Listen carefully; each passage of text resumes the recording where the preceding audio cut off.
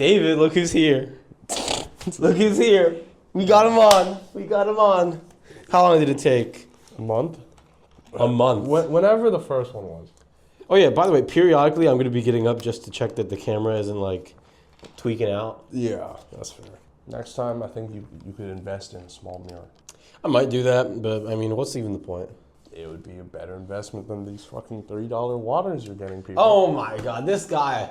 I got him a $3 water at H Mart. I was going there. I was like, you know what? I want my guests to have something, but I couldn't find a good sparkling water. So I got him flat water, like Mr. suggested. And Mr. here we are. Hey, I wasn't against water, but why'd you spend $3? $3! Water is like $1. $3! You decided to spend $3. I'm sorry that I don't want to get you some basic ass ratchet tap water, and I wanted to get you the good stuff. I was so tempted to get my water bottle and just drink the school water. I'm fine with School water? Yeah, I drink a lot of school water. You're Mr. Health and you're here putting fluoride in your balls. Come on. In my balls is crazy. Anyway, David, tell the... God forbid I tell this guy tips to improve his setup. Anyways. Oh my God, not this again. You're like, what's the point of the mirror? So you don't have to get up. Why would you need a mirror? Just as angles I see what you mean. And what you're saying makes Why sense. would you get up then? Okay, you know what? It's just this is not productive. This is not productive. Go ahead and tell the audience a bit more about yourself. Hi, my name is David. I go to school with this guy. I work out. I have a girlfriend. Play games in my free time. Work whenever I feel like it. Not like that, but like whenever I need money, I work. Most of the time, I'm a full-time student. A lot of schoolwork.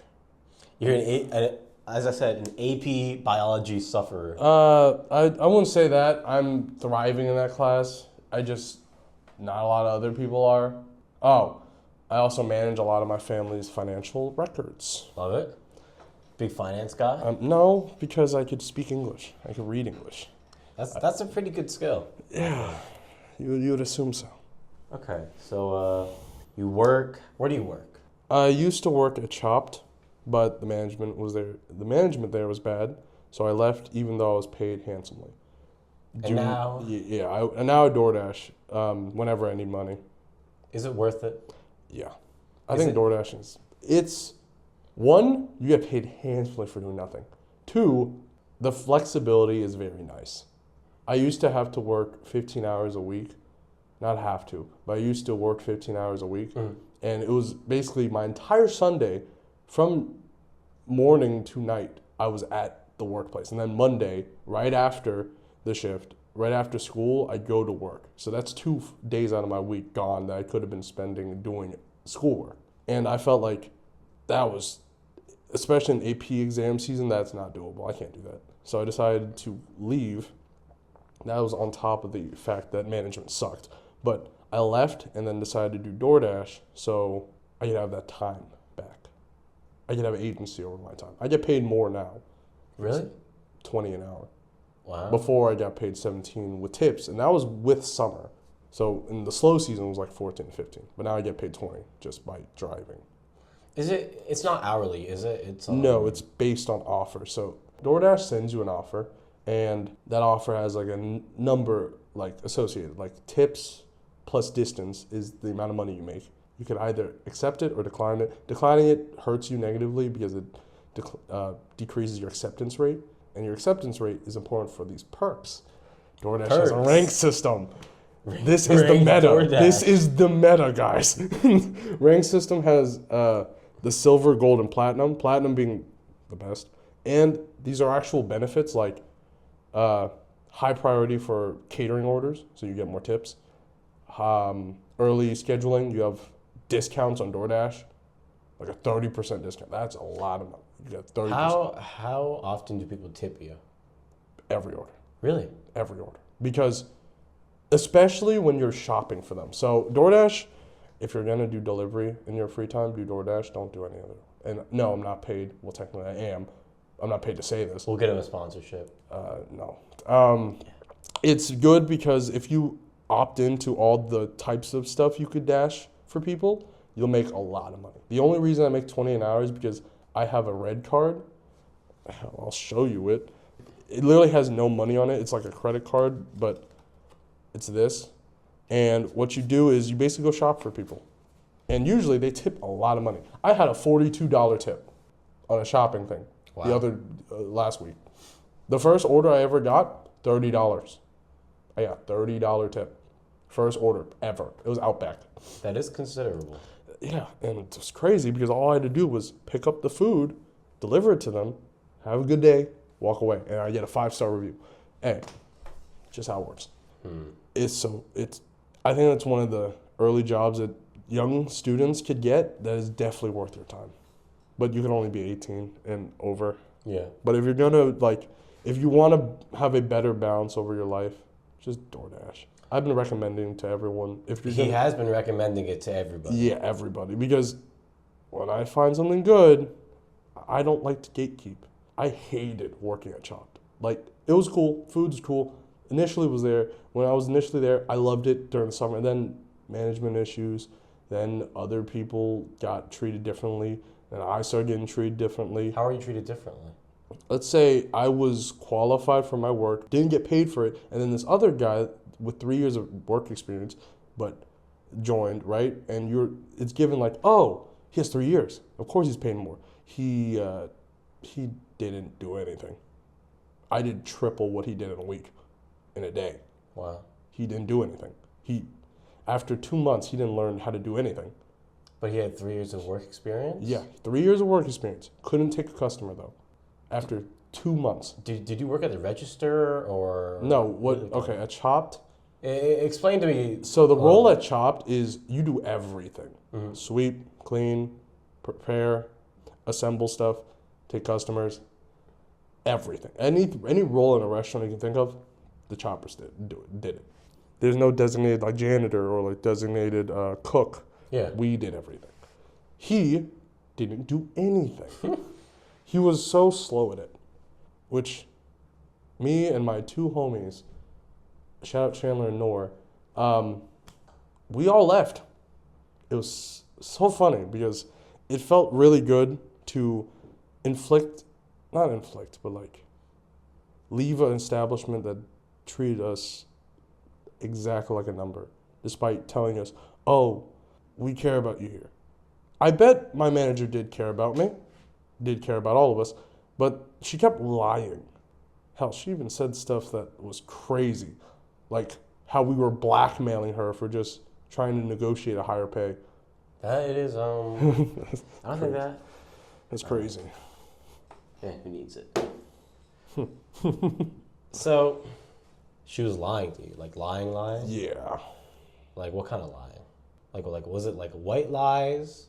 First, she said, oh, when we were like initially joining, you could get a raise every, like a 50-cent raise every 6 months you work here. Cool. That never happened.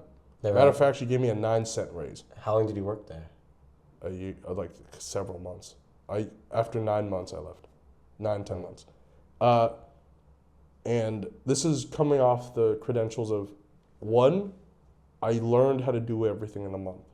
That's faster than most. I knew stuff before the people that have been there for years knew some stuff. He's a smart guy. I was very quick with it. It was really easy. It's just clean and assemble stuff. It's not hard to remember, like basic sanitary needs. But despite all that, and not to toot my own horn, but I was responsible for bringing in like 20 positive reviews when the store was trying to hit a goal of hitting like 4.5 star average. Mm-hmm. I brought in 25 stars to boost that up. Wow. And I was rewarded, but it was just an incentive. There was no like long-lasting reward. I felt like I was unseen. Mm-hmm. I mean, what I'm hearing is you put your whole heart and soul into trying to do the best that you could, and you were appreciated. Yeah, that tends to be how I do things. Is that to your detriment? Sometimes. One thing I've lived by is if you're gonna do something, at least give it your all. I've done that. I've tried. I've been trying. Granted, I'm lazy sometimes, and I do give excuses, but in regards to everything, I always give it my all. And I have a lot of anecdotes and a lot of stories of times where that's proven true. Like, I remember Chopped. This was at the end of my 11th grade year. Yeah. For the first month of summer, that's all I thought about. All the stories I had, everything I focused on was Chopped because I gave it my all. Mm-hmm. I was grateful I was being paid minimum wage. Think about that. I was like, I'm getting paid. I gotta work. That's good and bad. Yeah. After a while, I realized, well, why am I still getting? I have the same economic value as when I started. It just doesn't make sense. But I usually give it my all. There are times where I don't. There's a lot of times I don't. But every time, if I'm gonna do something, I'm gonna give it my all. It's helped. Sometimes it doesn't, because it's just how it is.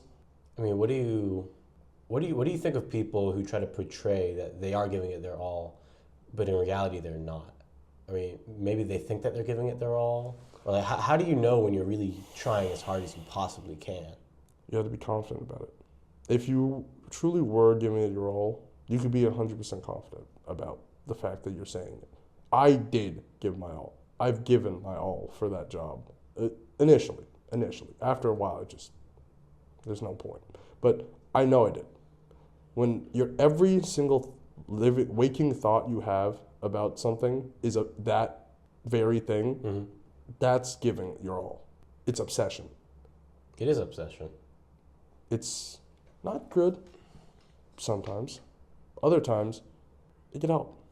You know, you need to learn how to use the obsessive nature that you were gifted. Sometimes sometimes you just can't choose it. I've tried to become obsessed about some things, but there are other times I get obsessed about other things. Mm-hmm. So I don't think you could choose. I don't think you could always choose what to be obsessed about, because your reason why to be obsessed about it is more important. Yeah. With Chopped, my reason was I'm behind. Everyone has had jobs. My resume is lacking. I have no job experience. My academic experience isn't enough. I need something. So I worked on the chance that maybe I could get to a high enough role in this establishment and boost my resume to help my chances. Was it worth it? Was Chopped worth it? Yeah. Are you glad that you left the way that you did? I left respectfully. Granted, the way I left was funny because it was so coincidental that all of us left around the same time. Mm-hmm. But I'm glad I left because it's great to be obsessed about this idea of being better. But if it's to the detriment of your own happiness, what's the point? What do you mean by that? I wanted to stay to Chop because, my resume is going to look great if I stayed at a place for a year. Oh, it would be great to have this as a recommendation. It would be great for the whole goal of having a good resume. But I hated that place. Every time I got home, my ankles were always messed up, and I had to go back to work again. I was feeling burnt out. I was about to become male pattern baldness because of the amount of times I was pulling on my hair. So it gets to a point where if the end goal is not worth it, and it's becoming detrimental to your mental health, what's the point? I found no reason to stay there. I'm only there for them. I was only there at that point for spare change. Yeah. Just extra money. Wasn't there for the experience no more because I already learned everything I could. Mm-hmm. There's nothing else. What else? How to use a blender? That's the only thing I never did because no one ever told me, blend this. What could I possibly have learned? You know, now you're doing DoorDash. There, You're about to graduate. We're moving on to the next phase of our, I guess, lives. What's the plan next? I mean, is it college? Is it getting a job? Is it both? Neither? I have little choice in what I do next. I plan to go to college. Plan to Virginia Tech. Nice. I plan to work really hard. My plans over this summer is, depending on what major, because I'm disconnected on two. There are two I kind of want to do. There's one, it's cybersecurity, safe, Nice. high-paying job after. I got in with that major. But the other one that's piquing my interest is mechanical engineering. I've always wanted to be an engineer. The idea of creating things, the idea of doing math as a living, that just sounds so good to me. I love math. That's great. I've only done cyber because it's safe. Well, I just don't. do you trust yourself? Do you trust that you can work hard? Yeah, I do. But the thing is, I didn't get in for engineering. I went with the cyber thing because my family, we're not the most wealthy. We're not the most financially stable. So it's better for me to do a safe one so I could get a really good job right out so I could help pay. So the basis of your motivation is to help your parents? It's a lot of family stuff. Because although it doesn't seem like it, my hierarchy of who's very important to me is my siblings. And I feel the same way. They're number one.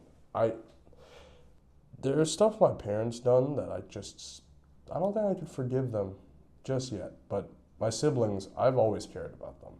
My goal is just to help them. Yeah. Especially, I feel like...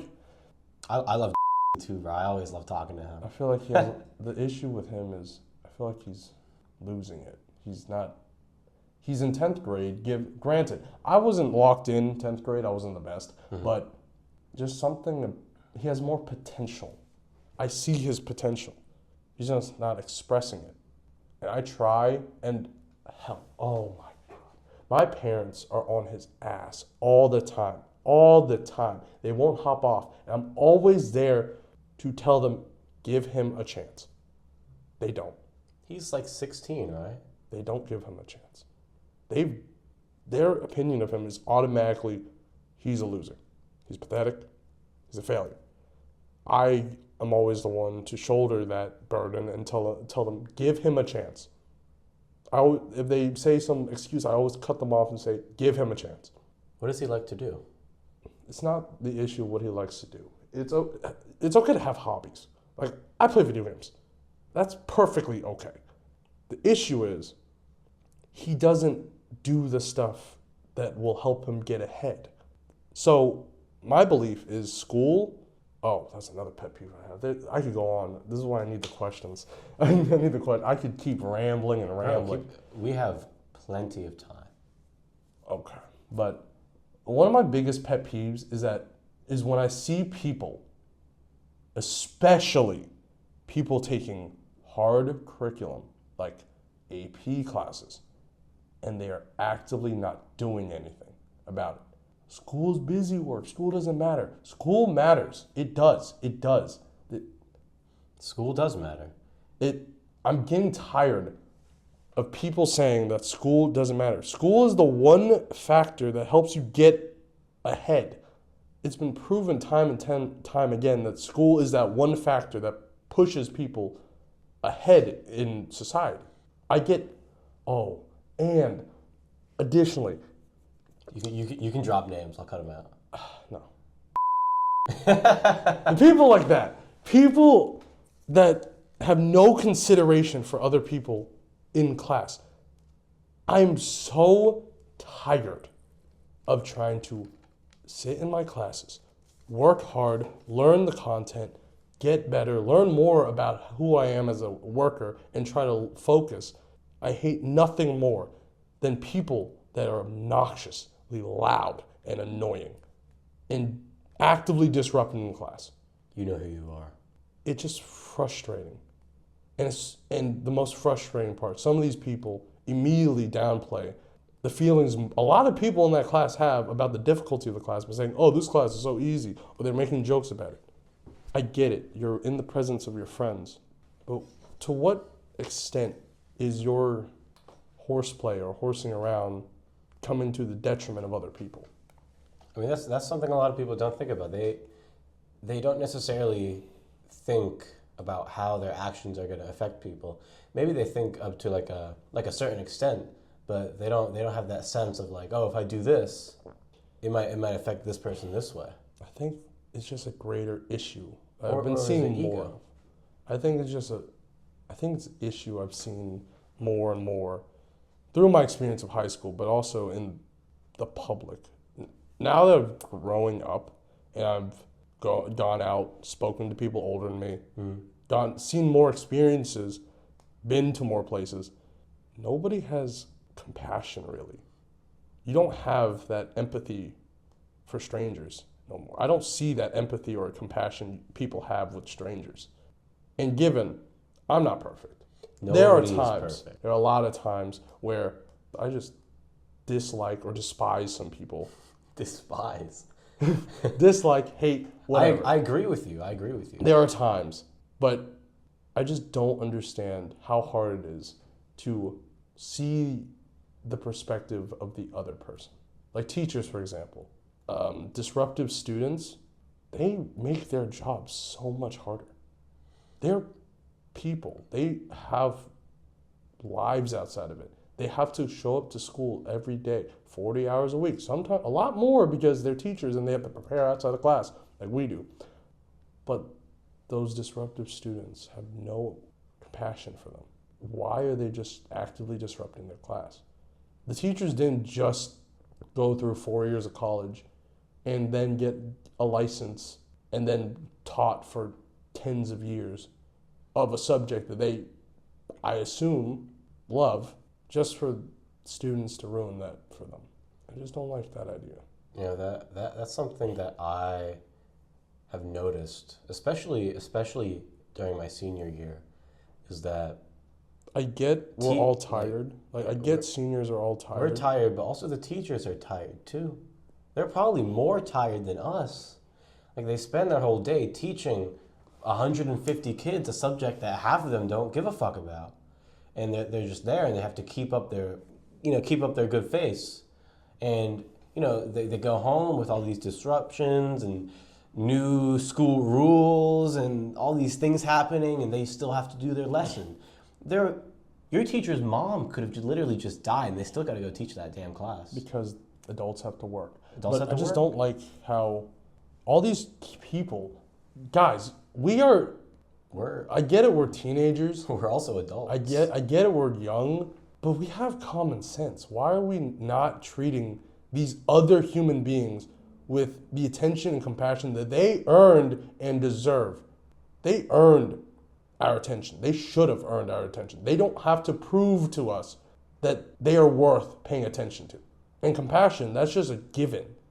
I believe everyone deserves some level of compassion. But I just don't get why there's a disconnect. And it makes me so mad. It makes me so mad. It's so angry about these people. And I see, and oh my God. I think I was at this convention with friends, right? Yeah. And we stopped by McDonald's. They were hungry.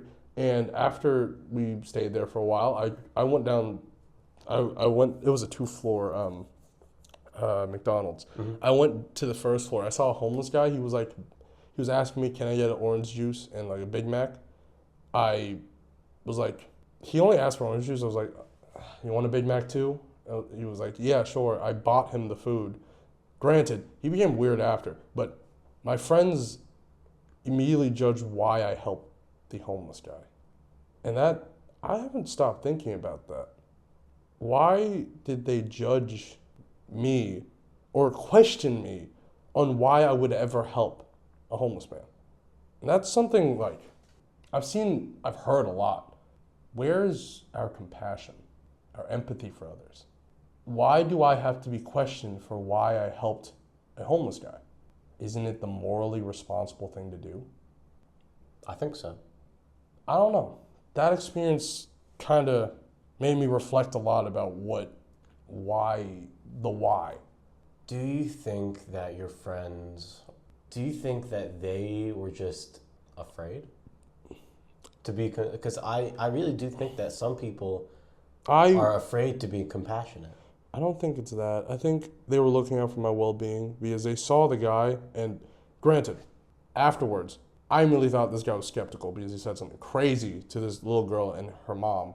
So, but like the initial act of it is what I'm talking about. Yeah. Just not Yeah. the person, the act of doing it. Okay, because I got judged for like wanting to help homeless people, but that one situation is different. There's nuance to that. Mhm. But I don't think they were afraid. I think most people just don't.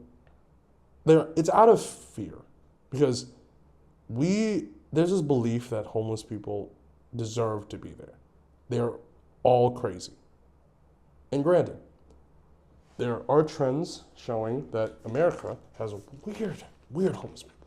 There's a lot of stories about homeless people doing stuff. But I don't think that's like, I don't believe that. I don't trust that belief. And I mean, even if they are weird, or tweakers, or something like that. Crash outs. I mean, showing like a, you don't have to like offer them a room in your home, But at least giving help them a little them something. Like give them $10 or like a little bit of food. Like, Or like show something to try and help them, not necessarily because I don't know, just because it is the right thing to do. every time I see a homeless person, I don't know if anyone else does it, but I surely do. I think of like, damn, as a kid, they had these dreams. They had a family that loved them. They went to school. They had friends, and they ended up like this. Something about that is just tragic to me. They may have not had a family that loves them. Maybe that's why they're there.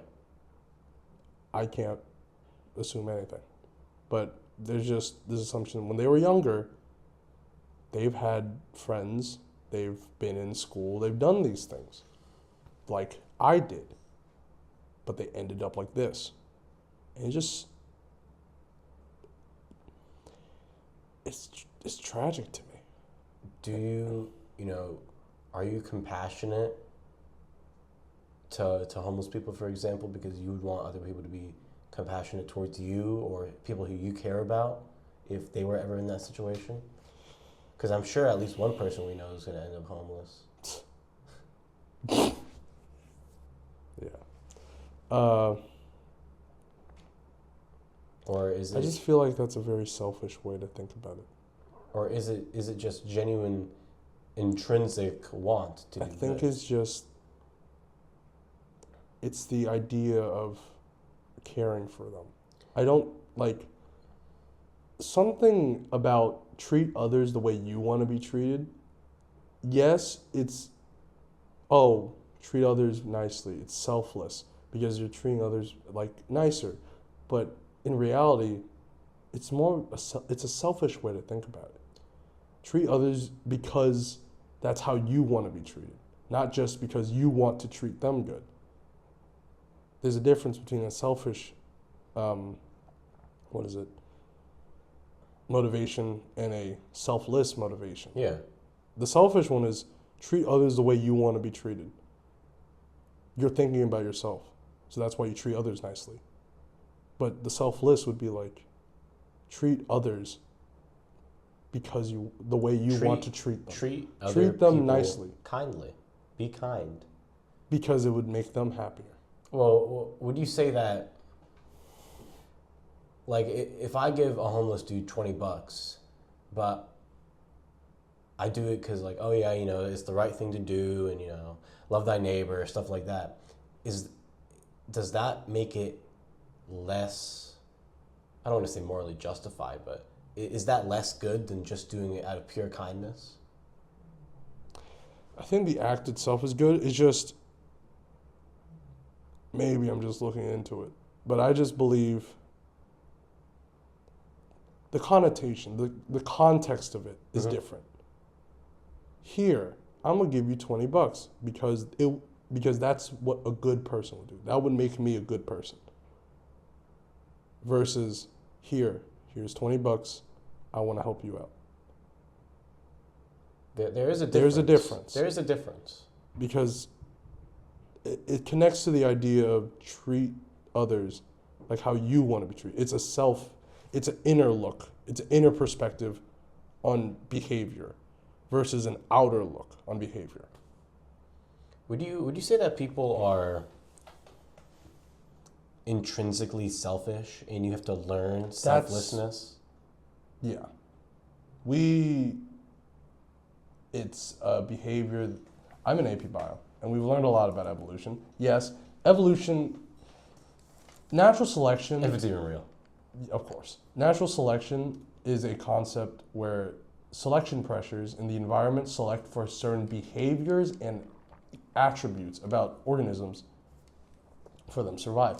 Selfishness is a behavior that surely benefits the organism from keeping alive. Mm-hmm.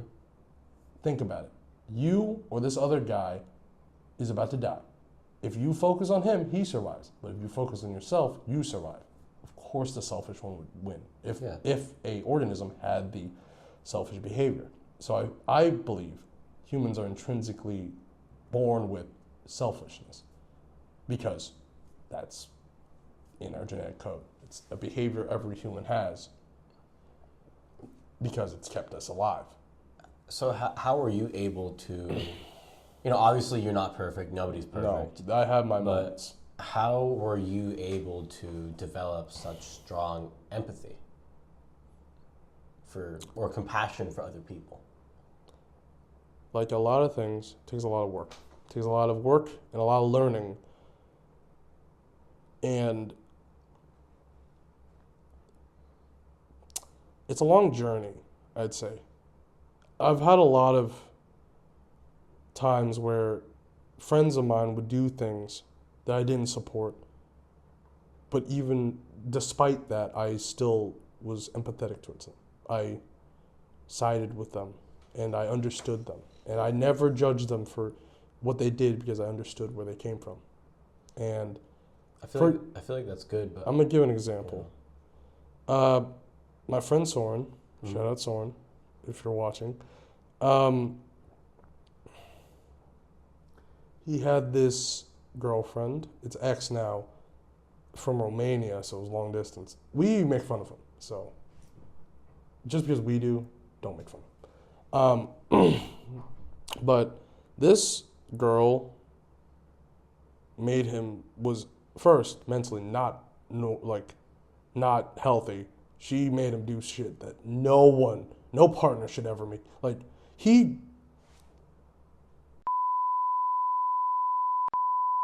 that's not good. But despite that, I hated her. But even in regards, I still understood why he was with her. I understood why. And another example would be all my friends thought of him as lazy and as a bum and all this. But I always looked the other way. They always said he was so lazy, he doesn't come to school, he doesn't do any work, he's always sleeping all day. I always spoke out for him. I always defended him. This seems like something you like to do. You like to I like to defend the other person, because if all these people are siding with this one story, why should the other side not have somebody to at least hear them out? Most of the time, when people take sides, they don't hear the whole story. I just had a whole beef with a friend group because one of them had an issue with the other person, didn't fully talk with them. The friend group broke, but then I don't think any of them really talked to the other side about what they thought. Do I know this friend group? No. Okay. I talked to the other person, and she told me a lot, and I empathize with her. I understand. And now I'm neutral. I'm in the other friend group, yes, but I don't dislike the other person. I don't judge them. I don't even say they're technically in the wrong for how they responded to the other person, because in their context, how they saw it was far different. you ever thought of becoming a lawyer? Not for me. That lawyer project in Gov was the worst thing ever. It was so bad. But it was fun. Oh, it was so bad. Oh my goodness. I didn't even answer a question Mr. told me. Some guy wasn't there, and then Mr. came out and was like, "Okay, David, how about this?" He's me, Rowan, and Robin. Shout out to you guys again. He tends to pick on me and Rowan, and during that was like, "Oh, someone's not here. Okay, I have a question specifically for David." I blanked. Mr. is a troll.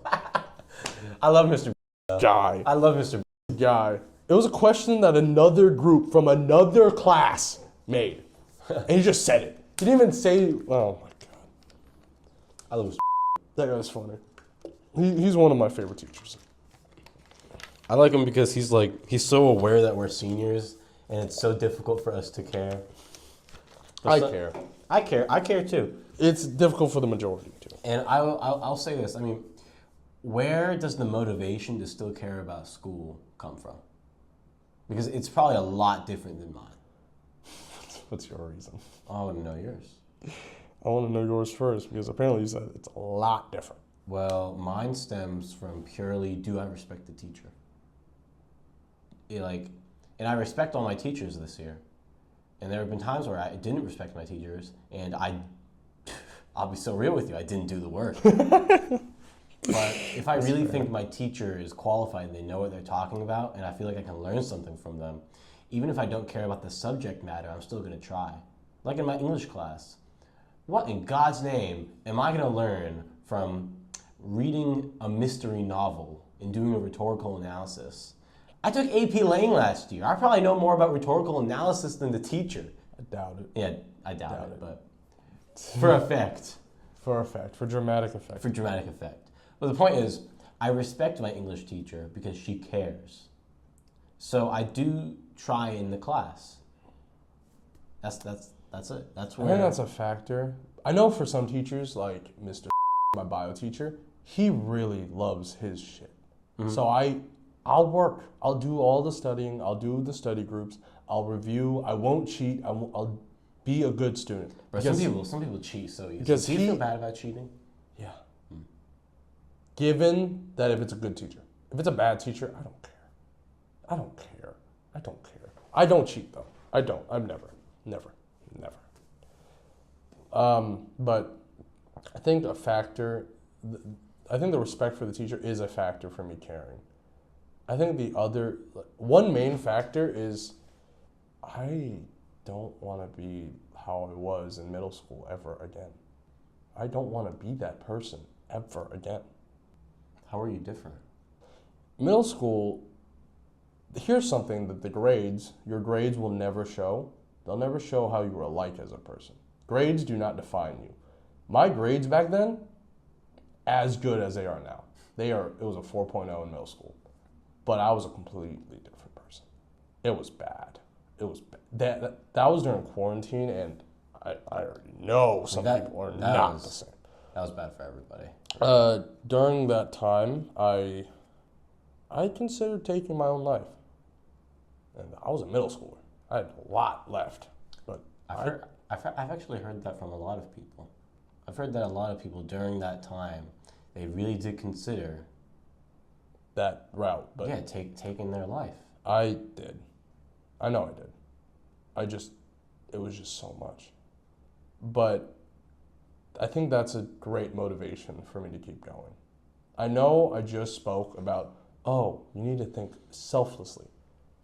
But motivations could also be different. That's one motivation for me to work hard is I care about my teachers. The other one is a more inner motivation. I just don't want to go back. Are you afraid? Yeah. There were days I thought about it. And there's a stigma against it, especially in my family. I remember one time I jokingly said, I'm going to kill myself, like as a joke. And my mom immediately said how ungrateful for life I am. And I never lived that one down. That was getting an example of what your parents would do in a situation of need kind of changes your perspective on them. And that wasn't the only situation. There were many others where my parents would say the worst possible thing and they would never say sorry about it. I've talked to them, even my little brother even defends me and speaks for me, but there were many times that I quote, my mom said, "I will never be sorry because I did nothing wrong." Your parents can be wrong. And I'm a naive teenager, but objectively, what they've said was wrong. Your parents can be wrong. Your teachers can be wrong. They're people. Like, and I think in the future I'll forgive them. But currently, I don't think I can for some of those things. And that's okay. But back to the other subject. I got off topic. you're good. But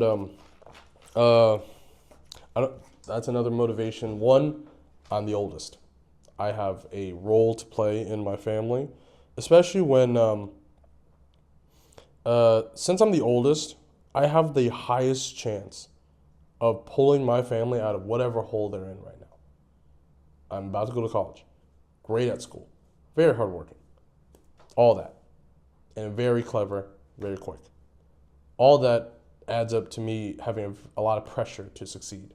And this pressure, it's showing this year. I've been stressed over a lot of stuff that I wasn't before. Given I am taking 5 APs and I haven't done that, but there's this pressure to do good. You feel like the whole world's on your shoulders? I wouldn't say that. People have worse. I know people have worse. And I How try to keep do you that. feel? I feel Like there's a lot of pressure on you. I feel stressed. Yeah, I feel The man is stressed. Pressure. Is stress bad? most of the time, probably. Most of the time, probably. Stress could be good. Stress is an evolutionary trait. It's helped us. It helps us focus. But people tend to overstress. I'm one of those people. I care about this stuff a lot, and I overthink a lot. Move in And slightly. it adds to the stress I go through sometimes, and it's a detriment. It's a complete detriment. There's no such thing as stress makes you good, like makes me feel good. It doesn't. It's not stress then. Granted, there could be positive types of stress, like working out. Working out is a great stress reliever, even though it causes stress on the body. There's good types of stress. But most of the time, stress isn't something that you should aim for. The more stressed you are doesn't indicate that you're working harder. It's just you're being rougher on yourself. Yeah, You're being more unforgiving to yourself. You're not giving yourself the time to actually get stuff done. Granted, there are times where you don't have time. Let's say, I don't know, asteroid coming. Of course we're going to be stressed. That's fair. But in day-to-day life, I feel like, and this is, again, coming from the perspective of an 18-year-old still in high school, so I don't know anything about a 9 to 5, how to be an adult, how to be a parent. I don't care. I don't know. This is just my experience. you know more than you think. I'm not going to go with that. I know nothing. I believe I don't know anything, and I need to keep learning more, I guess. But from my perspective, you should try to forgive yourself more. Give yourself more time. That's something I struggle with a lot. It's okay. It's okay to take your time. I feel like a lot of us was institutionalized to catch up. And I feel that. I mentioned earlier, I feel like the need for me to get a job, the need for me to do all this stuff is to catch up. But I tend to just forget that I need to be more patient with myself. Patient with myself. Sorry, patient sounded like a patient at a clinic. Mm-hmm. So it kind of sounded off. But that's besides the point. You're good, bro. You're good, man. I mean, yeah, that is something that I really am trying to work on. And I feel like it expresses itself in me the most when it comes to like being sick or being injured. Because You feel like you're lazy. yeah, I feel like I'm You lazy. feel like you're rotting. Even though I feel like my foot's gonna fall off and my shoulder hurts and I'm sick and I have the sniffles and my head hurts and I can't sleep. I think, You know. so I might sound crazy, but there, like, when I was going through the roughest patches I've ever had in the past 5 years, because before 5 years we don't talk about how it was. I was not this reflective. I was more I was a kid. I was a kid. So I don't Precisely, you were a kid. this guy. Anyways, I think the one thing that helps is treat yourself as the therapist and the patient. I tend to reason with myself and talk to myself. Yeah, call me crazy, but I reason and I talk to myself as if I was a different person. And this helped me a lot with forgiving myself, caring about myself, loving myself when I felt like I was alone. And there were many days where I felt very, very alone. But at least I was there for myself, figuratively and technically, literally.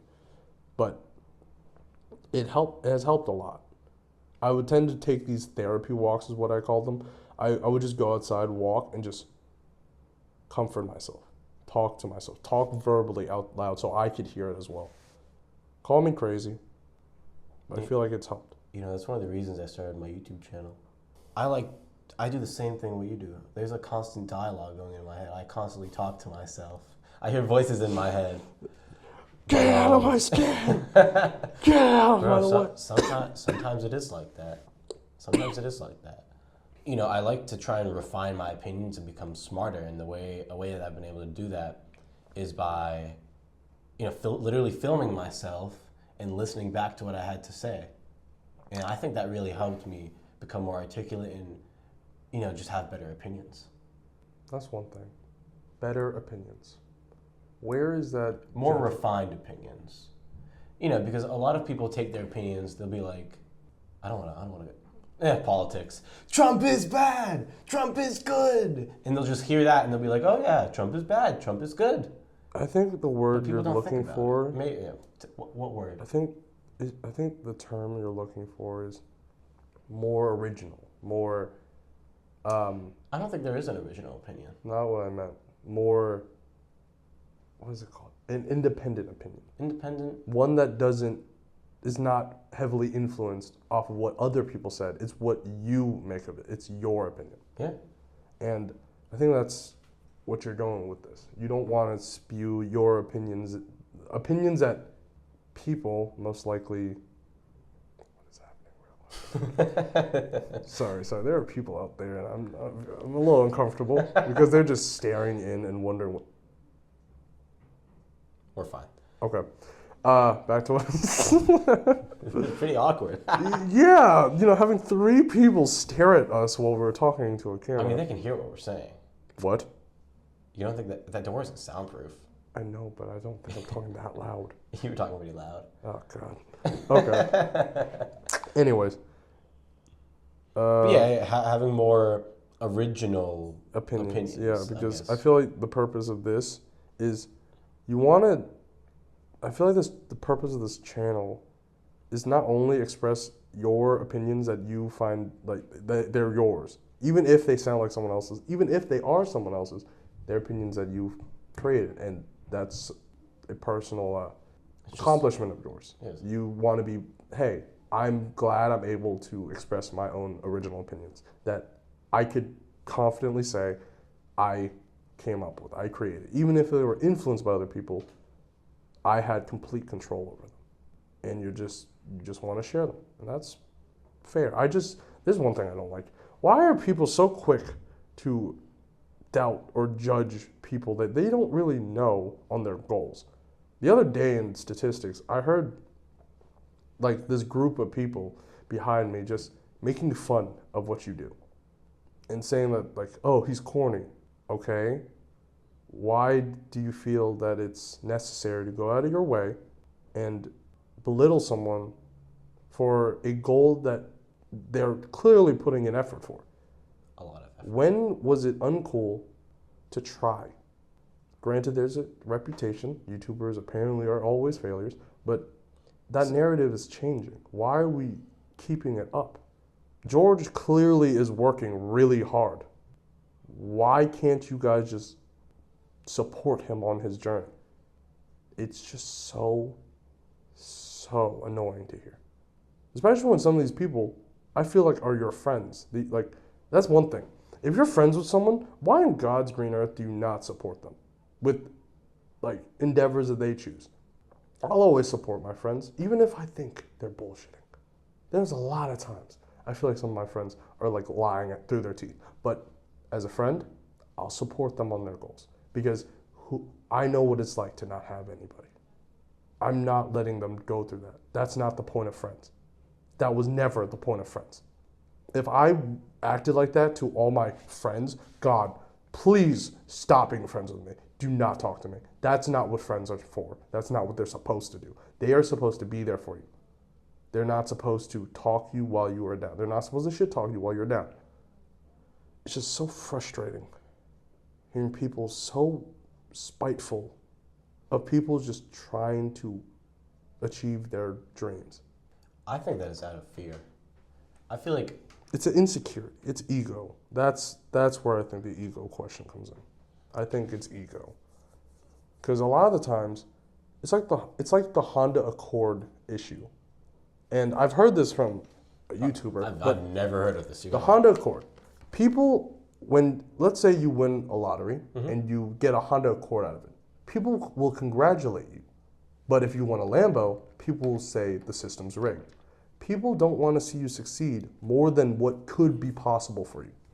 People will get mad if you win something that you clearly didn't apparently deserve in their eyes. And that's what I just don't like, the Honda Accord issue. Why do people just automatically result in it? Like, let's say your channel popped off. There will be people mad at the fact that you got what you wanted after working so hard. I mean, yeah, people... I just don't like that issue. People don't see the work that you put into things. I don't think that's the issue. Tell me. Like, I know, granted, you're right. Some of these people probably think, oh, this stuff is easy. They don't realize how much work you're putting in. But at the same time, it's just ego. It's ego and prejudice against you. These, like pride and prejudice? No, I'm not going to quote that. You could get copyright striked for that. Oh my God, bro, it's a name. It's not even a name. I didn't say anything. But I think it's their ego that they're the main character of their own story. That's fair. That's what an ego is. That's what we all believe. That's okay. It's okay for you to believe that it's your story. It's okay to influence it. I just don't think you should judge people or form opinions on people based on this idea that you're the main character. It's coming back to this idea of love and respect. There's just no love and respect in doing that. If I believed my life is the most important and everyone else's was less important, then I'm going to be treating them different. And that's not respectful. It's not justified either. We see people as like self-centered, but this aspect is seen in more subtle ways as well, like the whole judging people for trying. Granted, I'm not perfect. I do that sometimes. Nobody's perfect, bro. But if you don't reflect on those incidents and realize, hey, I'm overstepping, then that's where the issue is. If you don't realize that, hey, I was an asshole to this guy for no justifiable reason, the lack of self-awareness there is crazy. You have to at least be self-aware that you treated someone wrong just because of this opinion that you got from other people. When you treat someone poorly, and it happens, I've done it. I've done it. This guy. But do you like to apologize, or do you just like to go on to the next person and improve from that, or do you like to try and make amends? I like to right my wrongs in both ways. I am one to always apologize. I have no shame. I will feel no shame in admitting that I was wrong and that the other person did not deserve how I treated them. I will always apologize if I did it wrong. I don't know why people are so against the idea of apologizing for what you've done wrong after you realize you did it wrong. You realized and reflected, hey, I fucked up. Why is everyone against apologizing?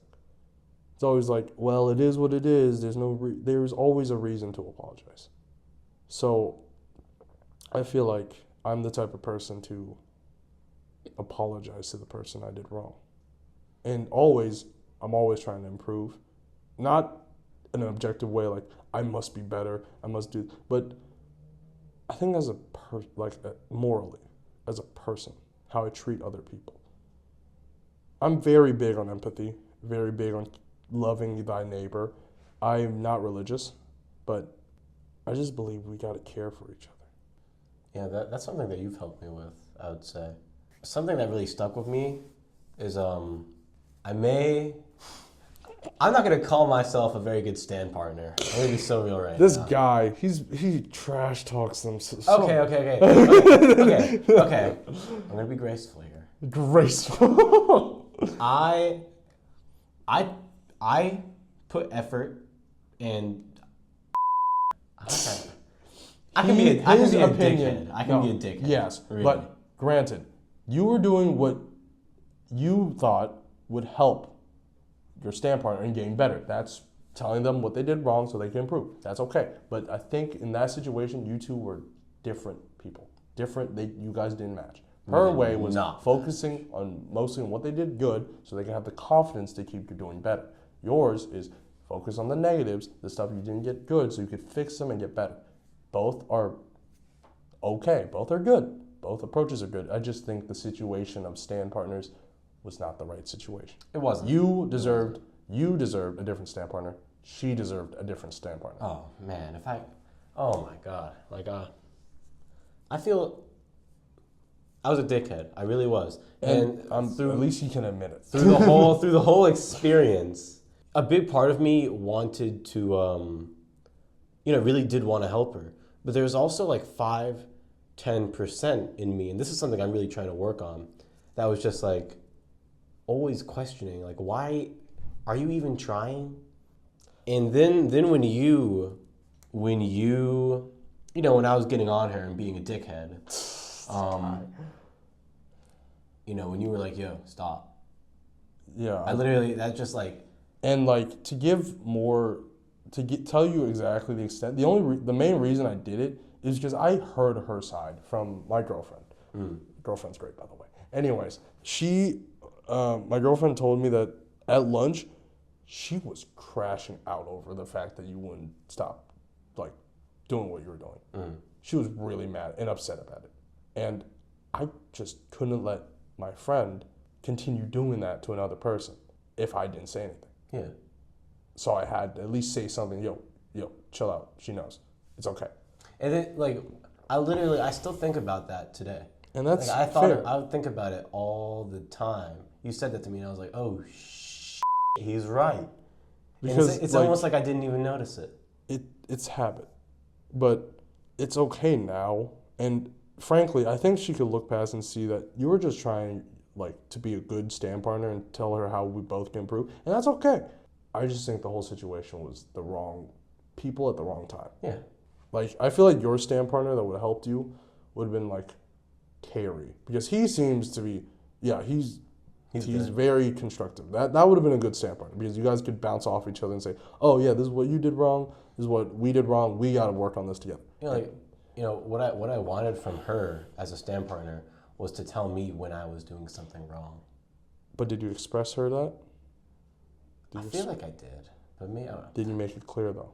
Because it gets to a point where your assumptions or your wants, if they're not expressed, you cannot. There is no reason to get mad at the other person for not doing it. Because I think you did tell her. I know you told her. It's how else, you did settle it. You said, how else will we improve if we don't focus on our mistakes?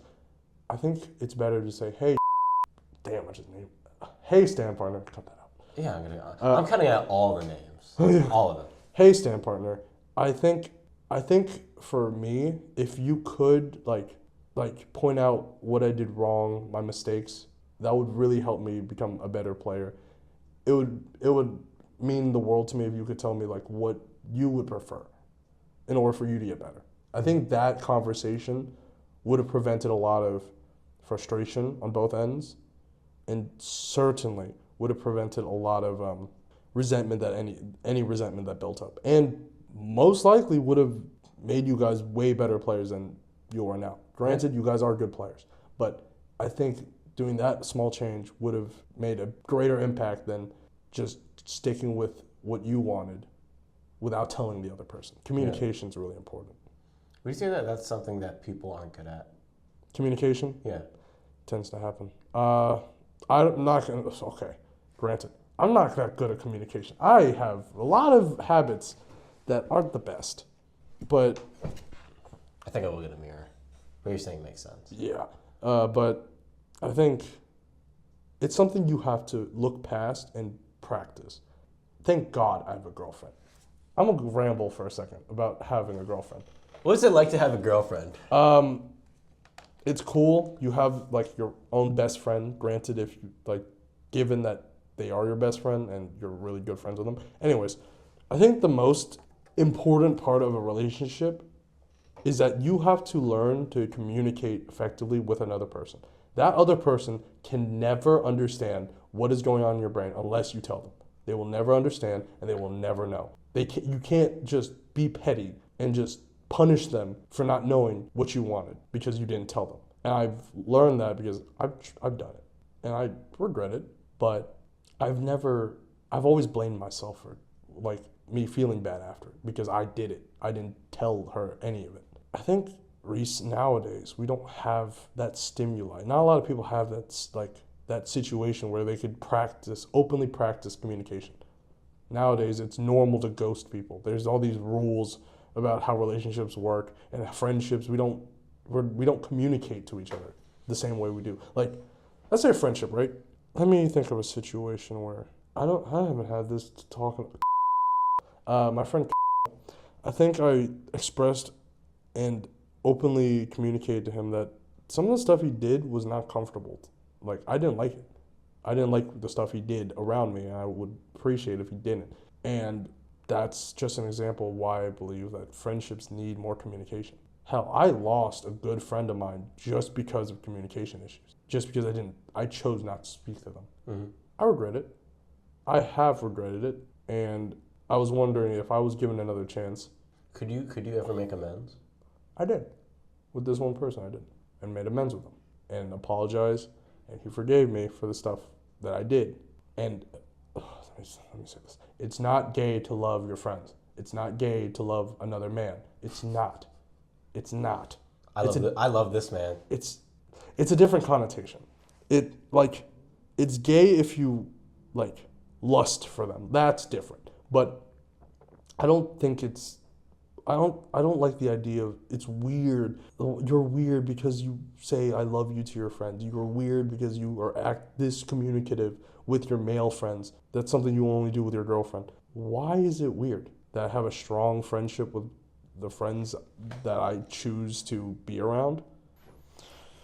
I never liked that. That was so stupid. I don't think it was stupid. No, not. I think the people saying that is kind of stupid. Yeah.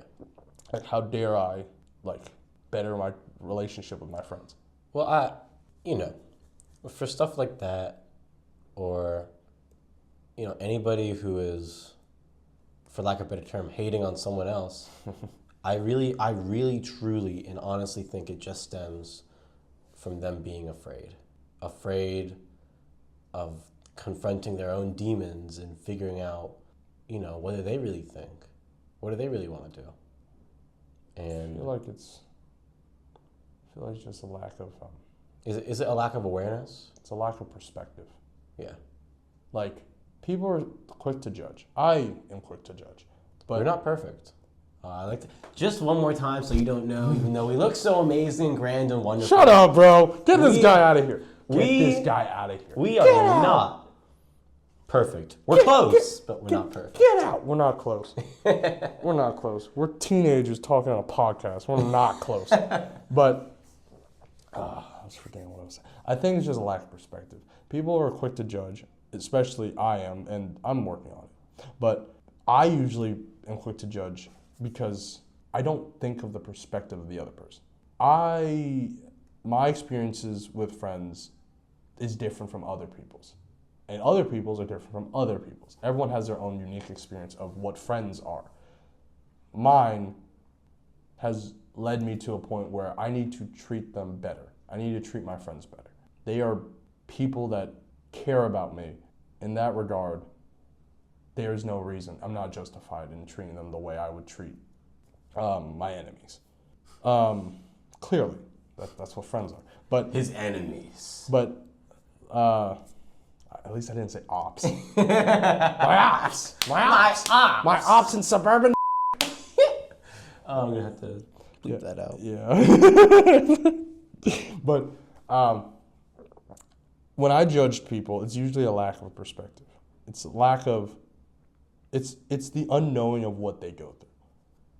Like I care about my friends. I talk to them because when I was younger, I was always left out, and a lot of my friends would just not be friends with me for no reason. And that actually hurt me because they usually were like my safe haven. Friends were always my safe haven. I've always seen comfort in friends because my family usually wasn't there to comfort me, so I had to look elsewhere. Just all the experience, I've almost lost a lot of my friends. And not just lose them as friends, but almost like permanently lost them. And I don't like that idea. And the motivation behind those acts is just loneliness. You feel like you're alone. And I want to prevent that for all my friends. I don't want them to go down that path. Factor is the fact that they tried in the past. Another factor for me wanting them to not go down that path is because I kind of understand what it's like thinking the way you would when you're in that state of mind. Is it? This might be a stupid question, but are most of your friends male? I'd say or most two-thirds. Two-thirds? Two-thirds. The other third is mostly female. Because the question that I'm, smoothly trying to get to is, do you think males' mental health often gets ignored or overshadowed by women's mental health, or do you think mental health as a whole just gets completely ignored? I don't think any gender or sex has their mental health over another. I just think mental health in general is just not. It's frowned down upon. It's seen as a weakness to understand not only who you are, but how you feel. And yeah, it's not masculine. What are you gonna do? You should go out there and chop wood logs. That's not the only issue. Women have the same issue. I was gonna say females. Do not refer to women. Females. Do not refer to women as females. I swear to God, do not. What are the females doing? This is why we refer to them as men and women. We don't call them males and females. That is so weird. Anyways, back to what I was saying. Women have the same issue too. Their mental health is neglected. Men's mental health is neglected. All of our mental health is not talked about. And I think it's changing. I've seen more people my age worry about how we feel mentally. And even when they do, I feel like I'm weak for thinking about it. For even considering, how dare I have this weak mental health? All these other people I know are perfectly fine. They're not. No one's perfectly fine. Unless you live in a suburban house with two loving parents and have perfect friends. Even then, you're gonna find something. You're gonna find something. You're gonna find something to make you that makes you sad and that won't leave your mind. It's permanent events. I think everyone's mental health isn't talked about, isn't discussed, isn't cared about. We don't care about other people's mental health. Should you care about other people's mental health? It's a dumb question. Yes, you Why? should. We're people. Life is worth living. We're here to live our lives. Especially, Why should you feel obligated to? if you need to feel obligated to care about how another person perceives the world and how another person perceives themselves, you're just an asshole. I think there should just be a moral foundation for you to just think, I care about that other person. I have empathy and compassion for the other person, and I hope they do well. I think that's about it. Because you needing a motivation to care about other people just doesn't make sense morally. If you're objectively morally good, why would you need a motivation to treat other people respectfully? Why would you need something to, like, if I don't do this, this would happen? Why do you need consequences just for treating people and caring about people? Doesn't make sense to me. Has helped you develop that, like, a more caring side to you? I feel like I've had it. I've always had it. I think she just has made me practice it more. I know what you mean. Like, I'm not perfect 24/7, and she sees all that. She sees every waking hour of that, every waking second of it. And I really appreciate her sticking it through, because it's helped me a lot with realizing that what I do truly does affect people. And it sounds so cliche, it sounds corny, I know. Y'all can make fun of me in the comments or whatever, but it does. And before, I was ignorant of that fact. I was ignorant of the fact that what I said, hurt somebody else. And so ignorant that I wouldn't even apologize for it. She certainly was a factor in showing me that I can't do the same immature things that I've done before. I need to be better. She also taught me how to, provide, I guess. How to work hard and pay for things. And granted, high school, remember that. This is just for dates. But she's taught me what it means to, like, pay for things. What it means to be kind and be generous and be all these other characteristics that I've wanted to become. So I'm grateful for that. That's beautiful. Something I can't That was the most corny thing. Okay, that was the dumbest thing Oh I've my heard. God, bro. Oh my God, That's bro. beautiful. That is Bro, beautiful. That's so corny. You didn't even let me get to my I to my couldn't. point after. I burst was out gonna say, laughing. Why did you say it? That's beautiful. I can't relate. Okay. Another thing, you don't need a girlfriend. People tend to say, I need to be in a relationship. You don't. And again, this is coming from someone that is in a relationship, so take it with a grain of salt, I guess. But everything I said could be done through your friends. You could learn to do a lot of this stuff through your friends. You could learn to be more compassionate to your friends. I learned it from him. So just treat your friends as actual friends instead of acquaintances. And then you'll see a lot of the benefits of these relationships. A lot of people aren't close with their friends. I'm really close with them.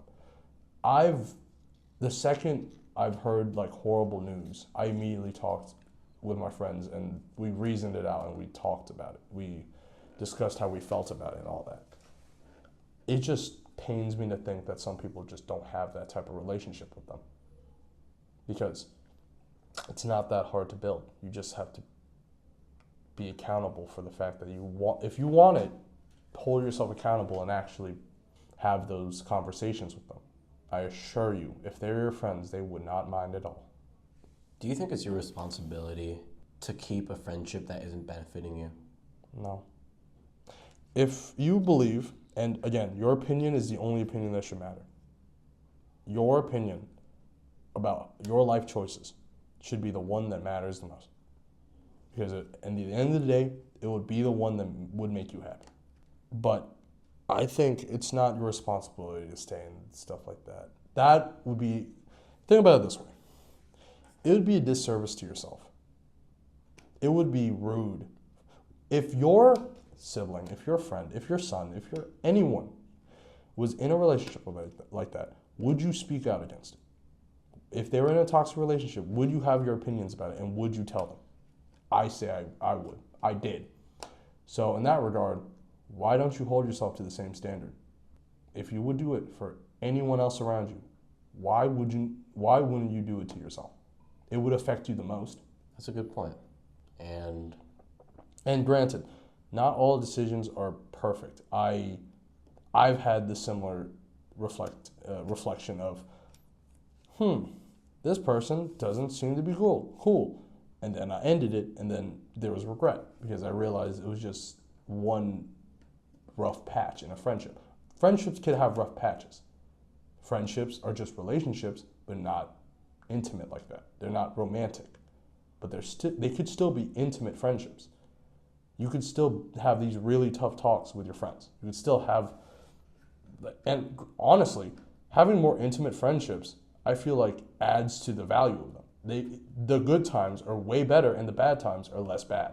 So I'm just saying, be close with your friends. Okay. What we were just talking about. Let me think of a fun question. I went on a tangent and it never ended. Yeah, you went on for like an hour. It was great. It wasn't a tangent. Well, the tangent for that one question. We've had questions. It wasn't just for an hour. What's a fun question I could ask? This guy's going to ask the most out-of-pocket question. I will refuse to answer it. What's your plans? My plans? Like, why do all this? Why do I have an end goal, but what is your end goal? I don't really have an end goal. I don't say that in a way where I haven't like thought about the future, but it's very important to me that my options are open. And that's something that my mom has instilled in me a lot. Like I want to have as much opportunity so I can make the choice of what I want to do. And the way that I see YouTube or Instagram, or I guess it's just, for lack of a better term, my personal brand, the way that I see it, it's just an exploration of what this pathway could do, I'm assuming. It's an investment. I get that. I see it as nothing more than an investment in my skills and I think a better way of phrasing it is just an investment in yourself. Yeah, investment in myself. Because all those are just aspects of yourself. Exactly. But what's the end goal? The end goal? What's this? Why? What's the motivation? Your why? Because I want to help people. And it comes from, how could I have helped my younger self when he was struggling? And I kind of just try to put that into video and throw it out there. You want to give advice to young men that... I guess I want to give advice, but like one of the reasons I started this podcast is because I used to not be able to talk to people. Oh, been there, done that. I used to not Been there and done that. If that's been you, it's horrible. Yeah, seeing all these other people talk to each other so fluently and being so extroverted, it's envious. You envy them. When I say that, I'm Mr. Humble, I'm the best. This guy, he says it's all not. the time. It's not true. It's not true.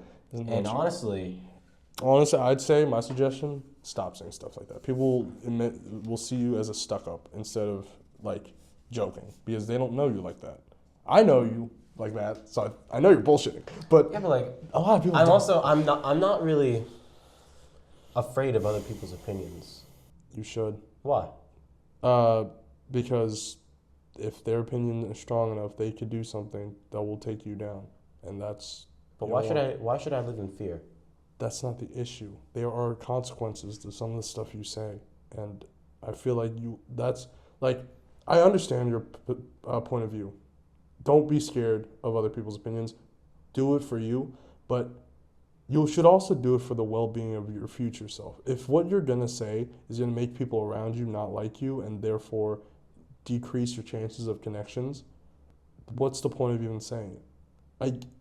You can say it as a joke and take it back after. And I understand don't be afraid of other people's opinions because that will just weigh you down. But going too far into not caring about what other people do will blur the lines of what will be socially acceptable on what you want to do. Let's say there's this guy, right, that you don't like, and you believe that you want to fight them.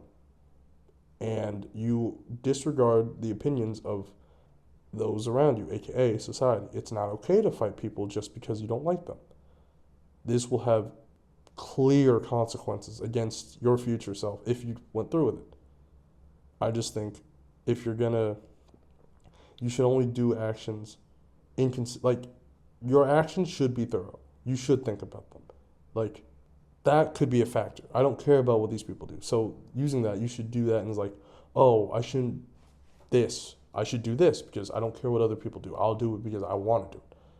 But other situations where it's like, I'm Mr. Humble, I'm perfect, that should be a different context, a different situation. This, people say, oh, George is so, I don't know, corny, or he's this and that. That's when you should keep sticking to your dream. That's when you should do it without fear. Like, this is an investment, like you said, you are given the right to invest in that. But other things, like saying this about yourself, that just hurts your image. That hurts your future. Because now all these people think of you as corny, stuck up. They'll tell other people, and this message will keep spreading. If it will keep spreading, you're going to have major consequences that could affect other aspects of your life that you are investing in. Like, let's say this, right? And the people that think you're corny and think you're over your head, what if that message spreads to the entire internet? Then this is for nothing. You're doing nothing. I don't think that's true. Really? Well, if people start, I've seen it, people perceive you as corny, you will never be treated seriously. You will never get the goal that you've gotten of helping people because no one will take your advice and no one will listen to you. I just think, my opinion, your actions have to be concise. They have to be reasonable and thoroughly thought out. Because, like, those times when you're saying these things, those times when I tell you to stop, I'm looking out for you because I don't want other people to see you as a stuck-up. I don't want other people to see you as cocky.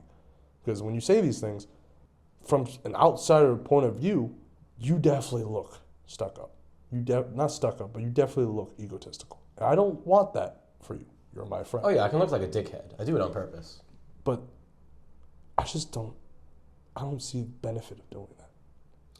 Well, you know, we can talk about this after because a lot of it's very, very personal. Yeah. But where do I even want to start? You said a lot there that I want to respond to. If people think I'm corny, they think I'm weird, they think I'm odd. Then just be you. It's okay. That's what I'm saying. You're allowed to be you. Like, who cares what they think? Who cares what all these people think? But just sometimes listening to other people's opinions, how others think, is more beneficial than listening to what you think. Okay, so at the end of every podcast, we take a minute and then we give advice. So you're going to have to come up with another good piece of advice. I know. Okay, good. I came into this with like 5. Damn it. I should start preparing my advice because I just come up with it. I'd come up with it, but I have 5 topics. I have a good one for him, I think. But You think? I know. You know. Fuck. Do you have any more questions for me? Because I feel, I've been asking you a lot of questions. Strategic questions. What is the purpose of bringing me and other guests like me on this podcast, given that we don't have any, let's say... Because I care. Let me finish. Let's hear it. That's a good answer, but why bring us on if we don't really offer you a lot? Like, what's the point of recording this if we could just have the conversation? I get it to help other people, but even in that regard, you do bring on guests that don't give tangible advice or not tangible, but like genuine benefit to others. What is the purpose of this? Well, I'd just like to say that I've not had many guests on, so... But in the future... Yeah, in the future. You may have guests that haven't given the expected results of something like this. Well, some people I just find interesting. Some, especially now in the early days, I'm more willing to take people on because I want to get the reps in. The reps, yeah. I want to get the reps. The practice. Really, I want to practice, because like if and when I have someone important on here. Okay, we're all important, but someone. Oh my God, bro! Why you mincing my words? You said important. If I have someone of. Oh my goodness. Okay. Someone that is if famous. I have someone who is of high status and where it would be recommended that I don't make a stupid fuck up. Yeah. I don't want to do that. That's fair. And also, I believe that there's value in every person's opinion, even if they are wrong about everything. Wrong about everything. Wrong about everything. Yeah. I know some people who are wrong about everything. I know somebody that is. And I love you, bro. Don't take it personal. If you know who you are. I believe that there is almost an equal amount of value to hearing their opinions as to hearing your opinions. It's the perspective part, understanding the whole perspective. Yeah. And honestly, I appreciate you doing that. That's a good thing. That's a really good trait. Always look out for perspectives. It's the most important thing. Perspectives shape what your opinion, and since your opinion dictates your behavior, it's the most important thing in your life. Perspective. Because that's the thing that influences your actions. Do you think people lack perspective? Yeah. That's something we all have to actively work on. Because when something bad happens to us, we immediately default to defensiveness, or we believe that we're in the right because it's us. We're selfish. That's how it is. But the thing is, a lot of people lack the reflective ability to see other perspectives after the fact. And that's the part that we need to all work on. Being able to realize what we did wrong and how we affected another person is honestly the catalyst for us to become way better as people. We've been talking for a while. Tends to happen. So, at the end of every podcast, we have advice. I like to give my guest, and my guest likes to give me a piece of personal advice. This is something that something that we see in each other that we really think will help the other person. So we're going to take a full minute. A full minute. This guy just needs time to come up with something. 60 seconds. And then we're going to tell each other our advice and wrap up. So let's think. Let me think, rather. I'll take the full minute. The full 45 seconds now. Okay, well, it was a minute. This guy critiquing everything I do. A. B. Isn't this the guy? Isn't this the guy who's like, oh, tell me everything I did wrong so I get better? That's his whole mindset. I'm doing what he wants. I like it. Pause. Keep thinking of the advice. Okay, here's my advice for you. You are very smart. You are very strong. You are very funny. You have all these very good qualities about you. Funny. Look at me with your eyes. You are a genuine top tier person. You have made You've made me more compassionate. You help me think about what other people are thinking. You make me improve my empathy. You have improved my life substantially, and I want you to be in my life for a very, very long time.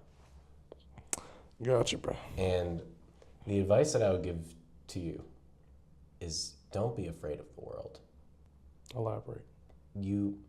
Sometimes you can be selfish, and your selfish motivation can also help people.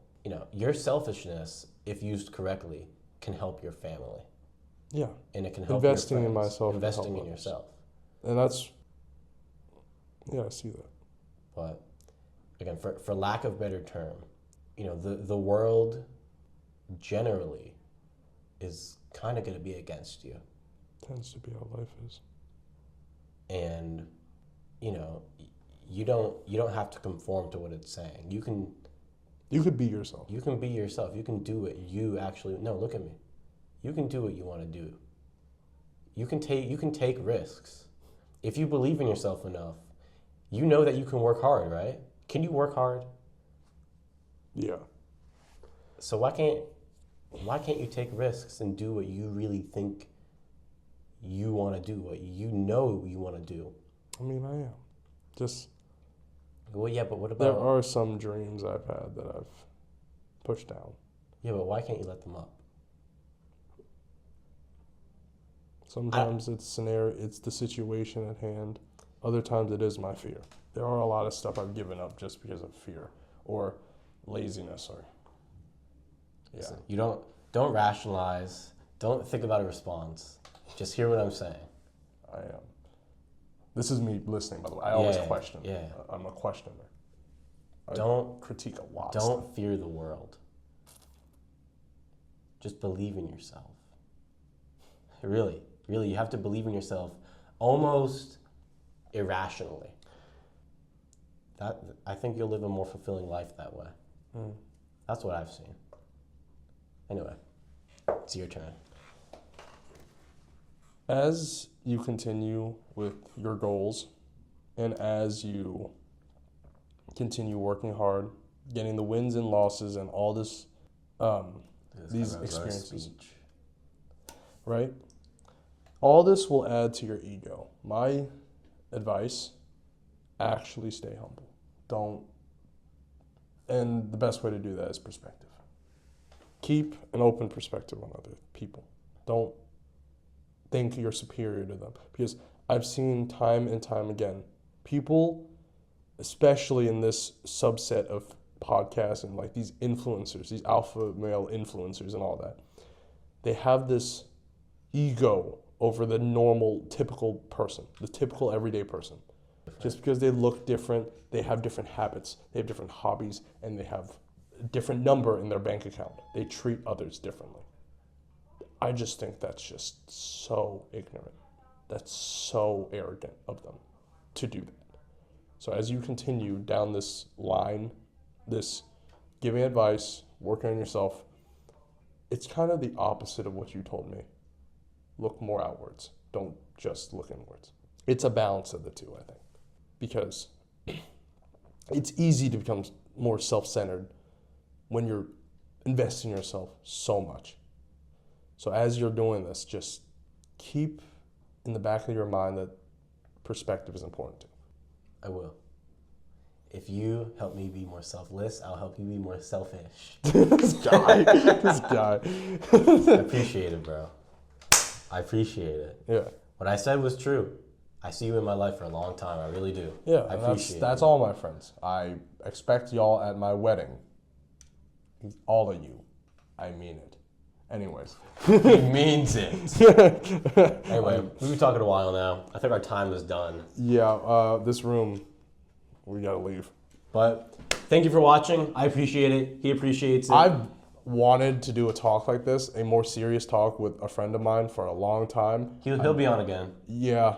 This was very enjoyable. And for all the people that are against this guy, man, shut the fuck up. You bum asses ain't doing shit either, bro. Man, you bum asses ain't doing shit. Oh, make a YouTube channel. Exactly, bum ass. Man, fuck you, bro.